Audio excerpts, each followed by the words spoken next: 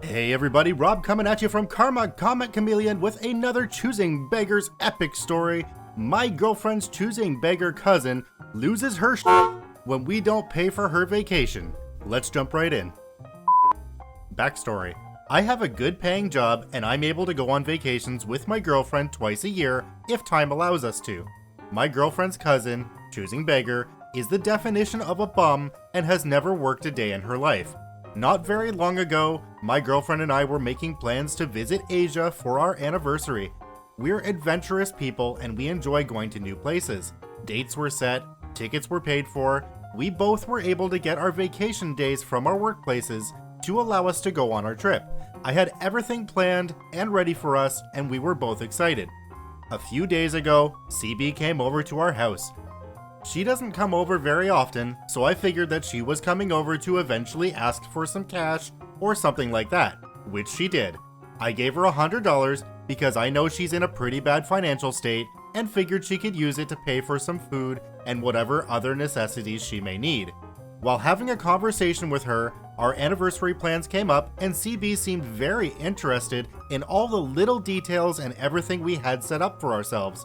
My girlfriend, in the midst of her excitement, didn't realize where this conversation was heading, but I could see it from a mile away, so I went to the kitchen and listened in on what the ladies had to say. My girlfriend mentions to her how we'll be traveling through Asia and hopefully visiting various countries and blah blah blah. CB responds to all that with, "Wow, you guys must be spending a lot of money on all this."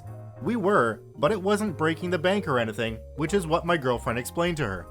Everything's all fine and dandy until CB asks if we wouldn't mind her tagging along. I explained to her that this is for our anniversary, but if she really wanted to come, we wouldn't stop her, but she would have to book her flight and accommodations very quickly. CB then asks, "Can't you just book the flight for me?" Which I tell her I can, providing that she's able to pay for her ticket and stuff. CB's face changes. "I thought you guys would be paying for me though." I tell her that if we'd invited her with us, then I would have been more than happy to pay for her, but one, I wouldn't be inviting anyone else on my anniversary trip, and two, she asked to tag along, therefore she should pay for herself. This does not sit well with her at all, and CB starts saying she's never been to Asia and turns to my girlfriend saying, "We're family, why won't you help family?" No one says anything. I'm rather confused at the whole situation, and my girlfriend's face is getting red with embarrassment. CB takes this silence and says, "If we're going to do this though, make sure we're staying in nice hotels, and I want at least $700 to spend," as if her asking us to pay for her trip wasn't enough. I look at her with the most perplexed face and tell her that no one is going to be paying for her trip, especially when she's demanding so much spending money on top of the fact that we don't want her to come. I tell her that this trip would already cost us thousands of dollars for me and my girlfriend alone, so there was no way in hell I'd be willing to pay for her and fork $700 over for her to spend at her will. She loses her shit. "We just agreed that you'd pay for me." "No, we didn't. You guys are so selfish."